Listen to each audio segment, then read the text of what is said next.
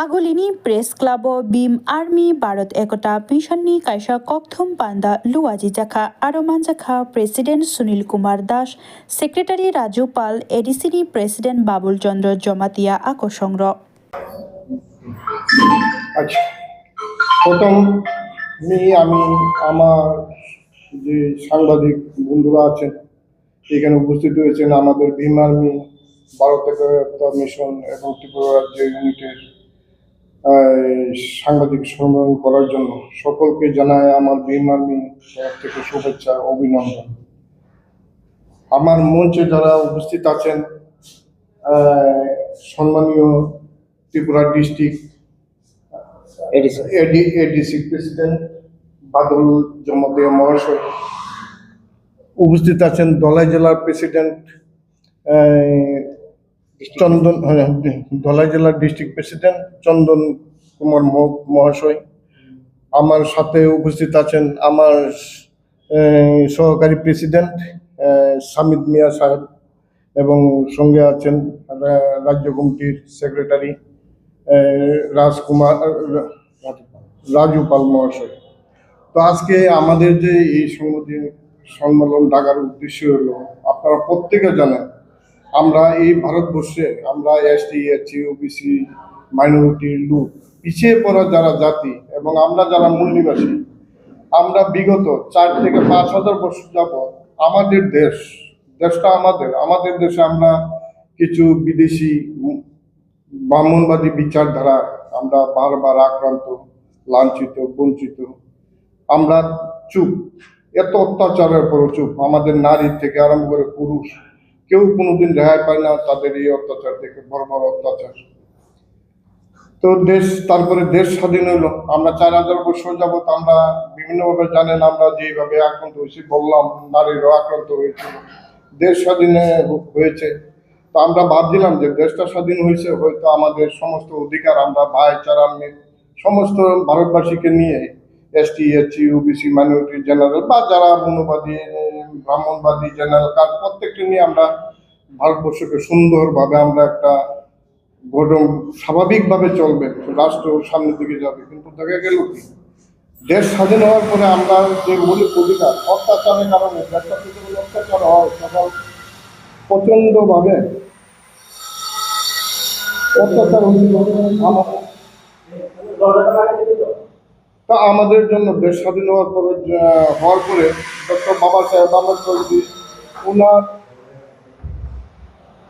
ওনার অবদান আমাদের জন্য যে অধিকার দিয়েছে সংবিধান অধিকার, কিন্তু দেখা যাইতেছে যে সংবিধান অধিকার থেকে আমরা আজকে বঞ্চিত, লাঞ্ছিত, পীড়িত। আজকের দিনও আপনারা জানেন বিভিন্নভাবে উত্তরপ্রদেশ, রাজস্থান, মধ্যপ্রদেশ জল ছোঁয়াছুঁই, জল খেতে যায় ছাত্ররা, ছোট ছোট বাচ্চারা মুখ ছুঁড়ে পড়ে তাদেরকে হত্যা করা হইতেছে আজকের দিনও, এবং নারীরা ঘরে ঢুকা নির্যাতন করা হইতেছে।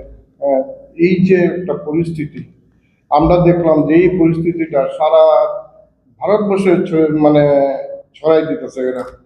আপনারা জানেন গত পরশু দিন আগের দিন, কত তারিখ ছিল আমার মনে নাই সঠিক, ত্রিপুরা শান্তিনিকেতন যে মেডিকেল কলেজ, এখানে একটা আমাদের মনীষা দাস ওরে ওইখানে হত্যা করা হয়েছে এই হসপিটালের মাধ্যমে।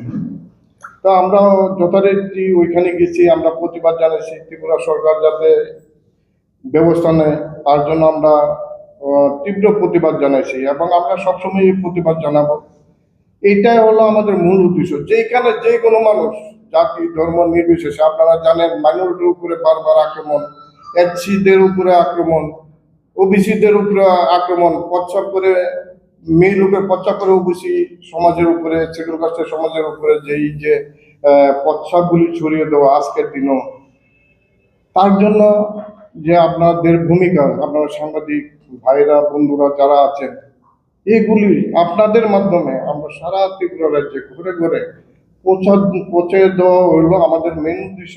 আমাদের দলনেতা যে দলের প্রতিষ্ঠাতা ভীম আর্মি ভারত একতা মিশনের ভায়া চন্দ্রশেখর রাবণ, ভায়া বিনয় রতনজি এবং আমাদের যে ভায়া চন্দ্রশেখর রাবণ, তিনি বর্তমানে নাগিনা সংসদ, ওনার নেতৃত্বে ওনাকে শক্তিশালী করাই হলো আমাদের মূল উদ্দেশ্য। ওনার মাধ্যমে এবং আপনাদের যারা সাংবাদিক ভাইয়েরা আছেন এবং আমাদের যারা কর্মকর্তারা আছেন প্রত্যেকে আমরা সমষ্টিগতভাবে মানুষের ঘরে ঘরে পৌঁছায় দেওয়া হলো উদ্দেশ্য, যে আমরা এই যে বর্তমানে যে অত্যাচার সরকারগুলি বিভিন্ন সময় আমরা এই দেশে দেখছি, কংগ্রেস, সিপিএম, জনতা, বিভিন্ন টিএমসি, বিজেপি শাসনে আমরা এই দেশটাকে অশান্তি করে তুলেছে এবং আমাদের মৌলিক অধিকার প্রত্যেকটা মানুষের, সাংবাদিক থেকে আরম্ভ করে আমাদের শিক্ষিত যুবতী এবং কম শিক্ষিত বেকার প্রত্যেকের জীবন আজকে ধ্বংসের পথে, অধিকারও ধ্বংসের পথে। তো এগুলি থেকে মুক্তি পাওয়ার জন্য হলো আমাদের আজকে আপনাদের মাধ্যমে প্রচার করে সারা ত্রিপুরা রাজ্যে না, সারা ভারতবর্ষে, সারা পৃথিবীর মধ্যে পৌঁছাই দেওয়া এবং আমাদের যে দলনেতা পায়া চন্দ্রশেখরকে এবং বর্তমানে সংসদ ওনাকে আমরা শক্তিশালী করার জন্য এই হইল আমাদের উদ্দেশ্য। ওনাকে শক্তিশালী করার জন্য আপনাদের পরবর্তী কর্মসূচি কি? আপনারা কি পদক্ষেপ নেবেন বা কি করবেন? আমরা পরবর্তী কর্মসূচি হইল সারা ত্রিপুরা রাজ্যে আমরা যেখানে, যেমন আমরা বলছি যে ত্রিপুরা রাজ্যে যে শান্তিনিকেতনে যে হত্যাটা হলো, হত্যাকাণ্ড, এইখানে আমরা গেছি এবং যেখানে মানুষ আমরা দেখবো যে মানুষ বিপদগামী এবং তার হক পাইতেছে না, তারা নির্যাতিত, পীড়িত, লাঞ্ছিত, ওইখানে আমরা যাবো এবং বারবার আপনারা সহযোগিতা নিয়ে আমরা ত্রিপুরা রাজ্যে আমরা মানুষের কাছে পৌঁছায় দেবো এবং আমরা শক্তিশালী করবো। তাদেরকে আমাদের সঙ্গে আসার জন্য তাদের কাছে আমরা বিনীত প্রার্থনা করবো যে আপনারা আসুন, আমাদের হক অধিকার, আপনাদের হক অধিকার নিয়ে লড়াই করবেন। আর একটা মূল কারণ হলো, দেখেন আমাদের এই বর্তমানে যে পরিস্থিতি চলছে, শুধু আমি একটা দলের প্রেসিডেন্ট হলাম, আমারই শুধু কর্তব্য যে আমি সবকিছু করব সেটা না। আমার বলার হলো আপনাদের মাধ্যমে সাংবাদিক যারা আছেন, আমার কর্মকর্তা আছে, অধিকার কিন্তু যার যার অধিকার, প্রত্যেকের লেগে প্রত্যেকের অধিকার নিয়ে লড়াই করা দরকার। তবু তার মধ্যে আমরা চাইতেছি আমরা একটা সমষ্টিগতভাবে হইয়া লড়াইটা করি। বর্তমানে কিন্তু আপনার, আমার, ওনার প্রত্যেকের লড়াই করার পরিস্থিতি হয়ে দাঁড়িয়েছে ভারতবর্ষে। কারোর কিছু নাই, অধিকার হক আছে, আপনারা বলেন, বিচার বিবেচনা করেন। এর জন্যই আপনাদের সহযোগিতা নিয়ে আমরা তো কাজ করতেছি না, আমরা কাজ করবো মানুষের পাশে।